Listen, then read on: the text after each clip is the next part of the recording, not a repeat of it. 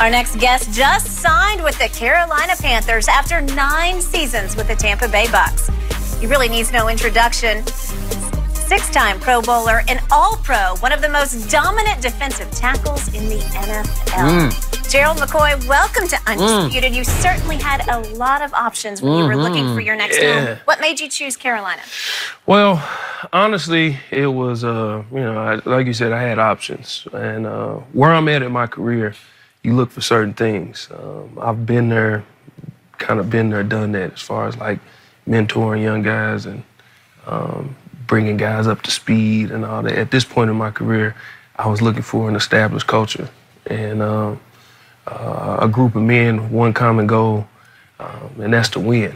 And when I went on my visit to Carolina, I went to a lunch where they had 6 of their players. They had Christian McCaffrey, Luke Kuechly, Greg Olsen, KK Short, Shaq Thompson, and Trey Turner. And I fit right in. They made me feel at home, and I was like, you know what? I can be here. Because I had to make a decision, where can I be away 6 months without my family? You know, I'm married, been married 6 years, I have 5 children. And I'm always around them. I do everything with my family. So being away from my family was a part of that decision as well. But at the same token, if you're gonna go somewhere that's a contender and win, the best thing to do first is win your division. I believe the NFC South is the best division in football. Who's the champions of the NFC South the past 2 years? New Orleans Saints. Who are they ran by? Drew Brees, high-powered offense. How do you take out a high-powered offense? You have to have a high-powered defense. So a lot of those things went into my decision with why I chose Carolina. Well, don't pretend like we don't know who else is in the NFC South either now. You pretended like you talking about, New Orleans and Carolina, but you forgot another team that you just came from. Let me ask you a question, obviously. Did they offer you, 2-part, did they offer you a restructure or they just wanted to part ways? It was a little bit of both. Not really technically a restructure. You know, we tried to come to a decision of what we could do, and nah, we just had to, nah. How upsetting, not only do they say, okay, we want to move on from Gerald McCoy, but they bring a guy that plays your position and they put him in your old number. Well, as far as signing him, organizations have to do what they have to do when you let a player of my caliber go. So I understand that. But as far as giving away my number, in the history of the Bucs, they have a ring of honor. And all the greatest players in the organization usually get their numbers retired. And when Sapp left, which Sapp is one of a kind, but John Lynch, Brooksy, all these guys left. Leroy you started it. Rondé Barber. When all these guys left, and nobody wore the number. They didn't give their number away. And it was a sign of respect. Well, 6 Pro Bowls, All-Pro, 4 times. This is Tampa Bay, you know, and I'm one of the best players to ever play in the organization. I'm gonna say it. Usually I wouldn't, but I'm gonna say it. So what?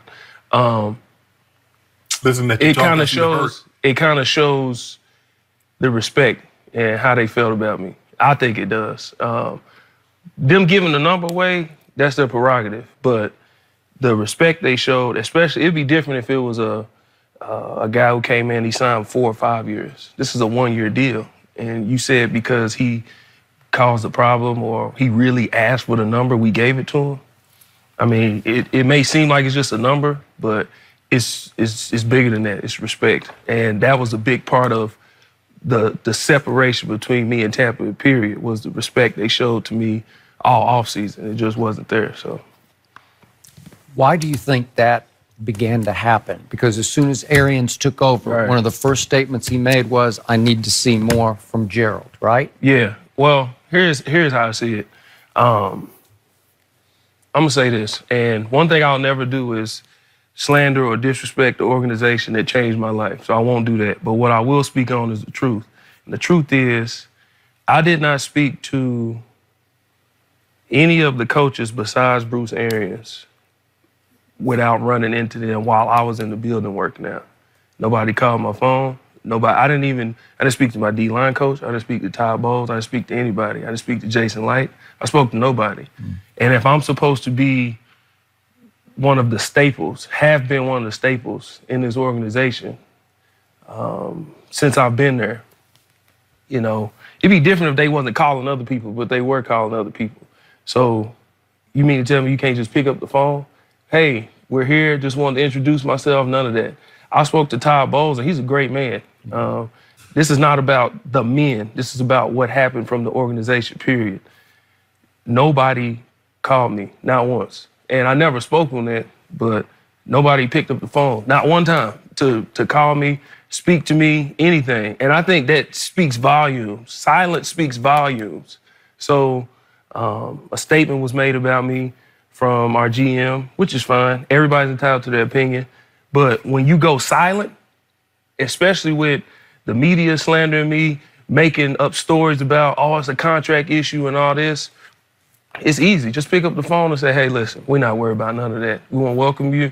I mean, we want to introduce ourselves. It's a new staff, blah, blah, blah, blah.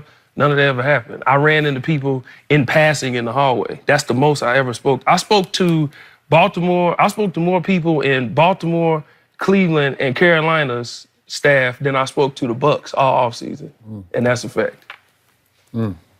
So you felt you being a pillar of that in the community, a staple in that organization, the lack of respect that they showed you with this new staff was disrespectful. Yeah, well, I mean, they don't, so for Coach Arians to say what he said about me, he doesn't know me. So I don't really fault him. Did he say that without meeting you? He said it, well, we met. Okay. But that's all it was a meet. Right. We didn't meet. We didn't sit down and talk for an hour. We didn't talk about the plan moving forward.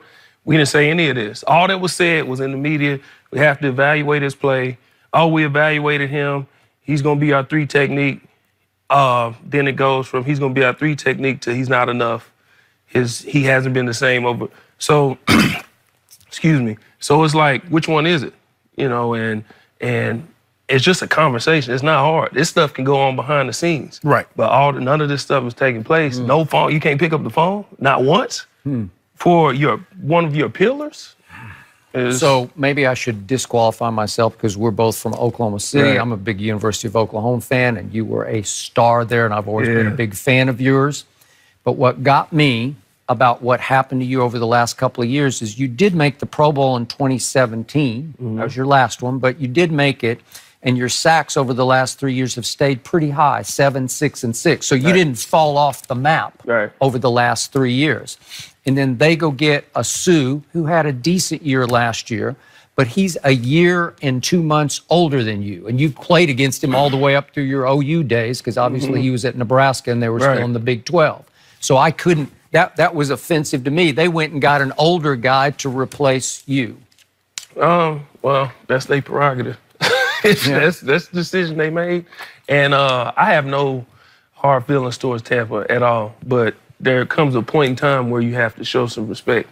And I didn't feel like they showed me the respect I deserved, that I earned. It's not about, I'm not saying you give me respect for something I didn't earn. I earned that respect. Tampa hasn't been a winning team, and we all know it's hard. You know, it's hard to be considered a Pro Bowl, all-pro person on a losing team. Right. And I did it 6 years straight. That's hard to do.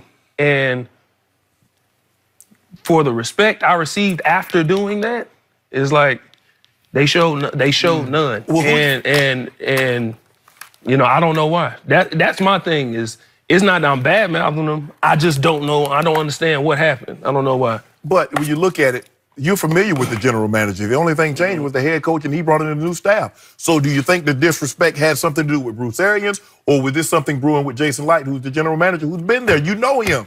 Yeah, I know him. And, I mean, the proof is in the pudding, man. Bruce Arians don't know me, but Jason Light does. So but overall, you know how this goes. Staffs, coaches talk to the GMs. They all have these meetings about what's going to happen moving forward. I don't know if it was a statement of, well, let's not talk to them, let's not do this. I don't know what it was. I don't know. You know, I wasn't in the conversations. I just knew this. Whenever I got the phone call, I was going to be ready, whether it was with the Bucs or somebody else. And that's all I could control, is make sure that I was the best me. So how much are you looking forward to playing Tampa twice? It's gonna be fun. What you mean? What you mean? It's gonna be fun. It's gonna be fun. I'm looking forward to it. Got that date circled in red. Yeah. No, it's in blue now. Blue? Like that. So I believe that was the overriding factor of you going to the NFC. Because when someone gives up on you, you want to show them. You don't really necessarily, and I believe the Broncos gave up on me and I went and signed with the Ravens. It wasn't about proving them wrong. It was about proving me right. I can still play. I can still play at a high level. You don't believe I can, but you'll see. Yeah, I honestly believe I can. I recently made the switch to being a vegan. Okay. And everybody's like, well, why are you a vegan, man? You're a defensive lineman. Well, let me say this. This will answer your question, okay? Since 2014, I'll say I weigh a little bit more now, but I did a body composition at the beginning of minicamp in Carolina. My muscle mass is higher than it's been in the past 5 years. My body fat is lower than it's been in the past 5 years. Excuse me. And this is since I've been a vegan. So for a person to say, oh, well, how can you be a vegan and still keep your muscle on? Well, how can you? It works. And I always tell people this. Well, where do you get your protein? I get my protein from the same place your protein gets its protein. That's plants. But see, that's minicamp. We're going to see if you're going to be able to hold up that wear and tear in them trenches being a vegan. Have you been a vegan in them trenches yet? Not yet. Okay. We'll see. Yeah, that's going to be the telltale. We'll see. Gerald, we're going to get you to stick around if you don't mind. We got to take a quick break, but we want to talk to you a lot more about the upcoming season in Carolina and your Panthers teammates. Thank you. We'll be back in just a moment.